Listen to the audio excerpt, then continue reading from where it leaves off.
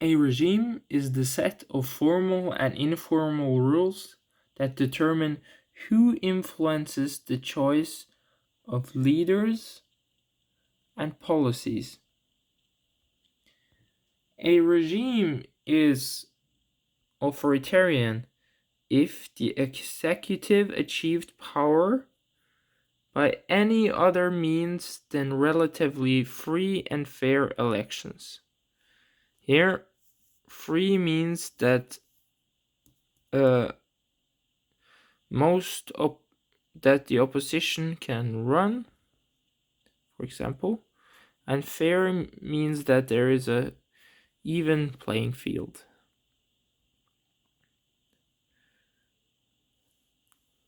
There has to be electoral competition. And a regime can also be authoritarian if the executive changes the rules so that electoral competition becomes limited.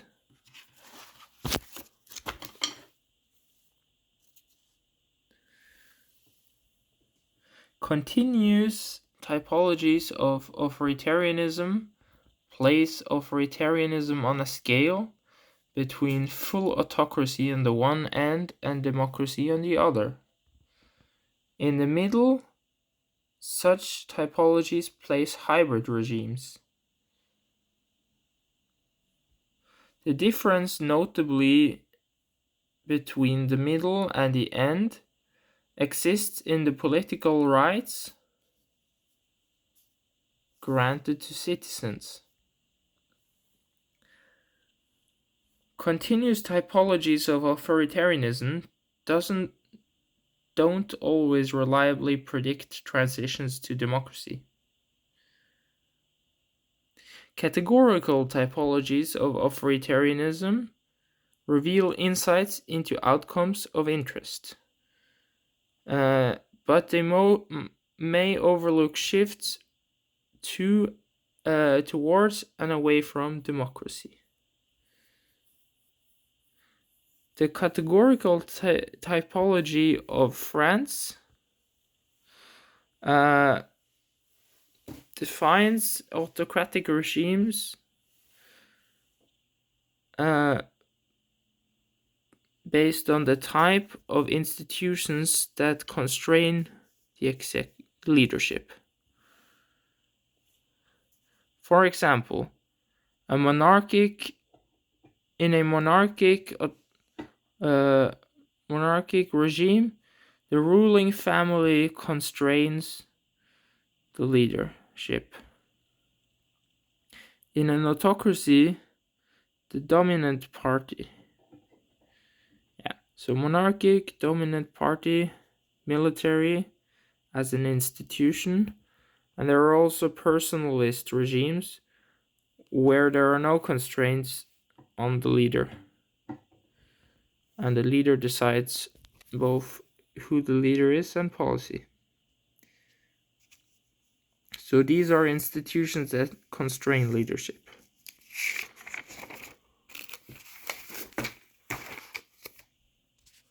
Luhrmann's continuous typology regimes of the world operate with four thresholds.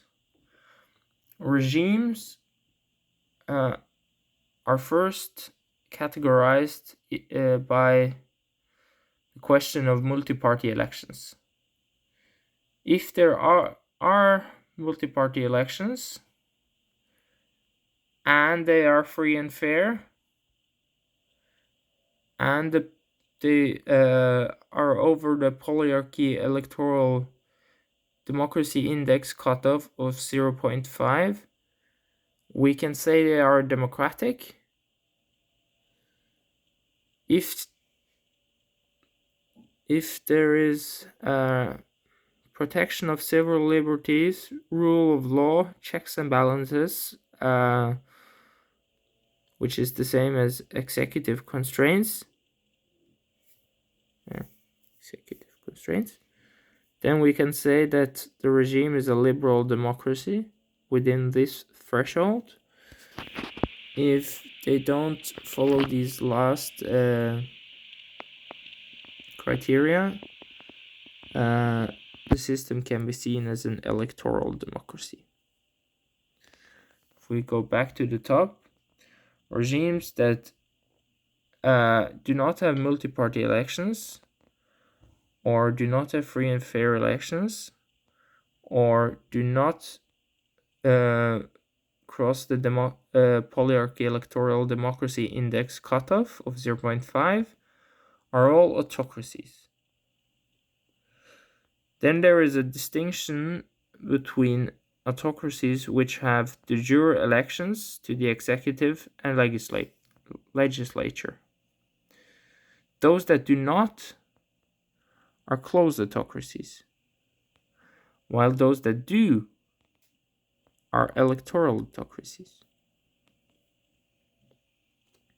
The key distinction in Luhrmann's typology is that between electoral autocracy and electoral democracy.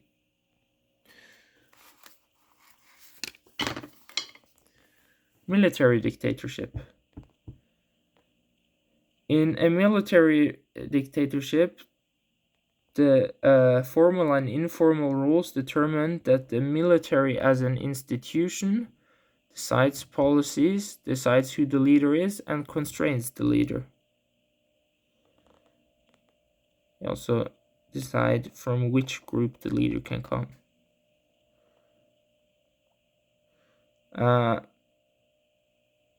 The leader is often part of the military or a civilian puppet controlled by the military. This is the military as an institution. The system which is operated with is often hierarchical, such as the military itself, and transferred over into civilian politics. 50% of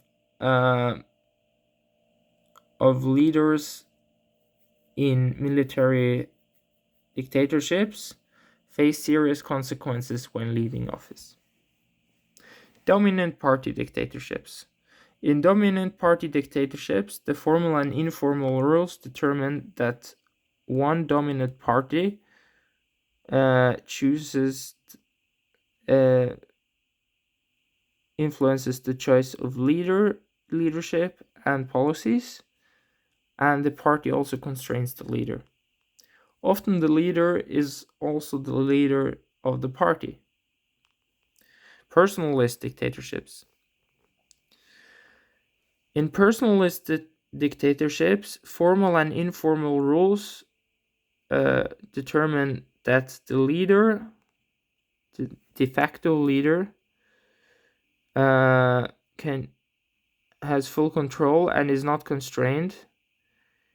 He or she, often he, mostly he, decides policies and can also choose some sort of de jure leadership. In personalist dictatorships, there are no autonomous political institutions. And in personalist dictatorships, 68% of all leadership, 68% of all leaders face serious consequences such as exile, imprisonment, or being killed after ouster.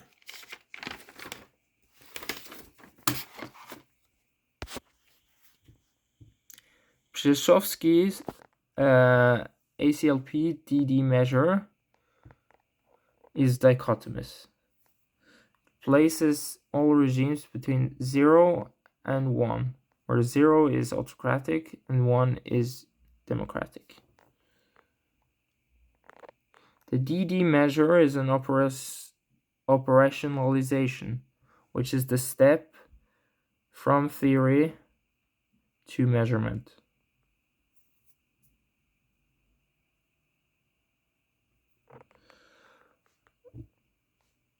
The DD measure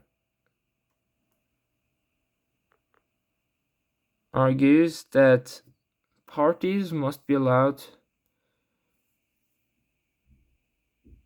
There have to be multiple parties in an election that decides votes to the legislature and votes in the executive, either directly or through the parliament. And there also has to be a frequency in when there is held elections. Okay, so here we have two different ways of operationalizing the democratic governance. What is considered democratic? So VDEM uses experts which are asked specific questions on different irregularities on the measurement or on the menu of manipulation to measure if the elections are free and fair. Though the DD would argue that this is too subjective and it is up for debate. The DD measure uses the simple and crude alternation rule, which determines that there is democracy if there is government turnover, all other things equal.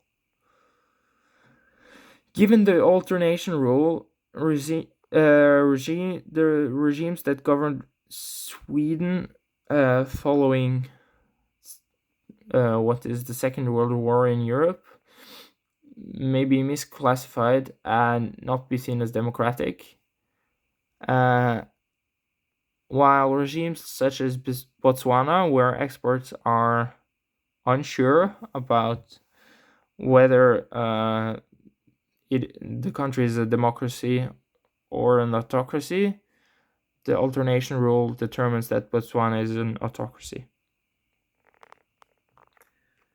So this seems much more objective than the more subjective VDEM expert analysis.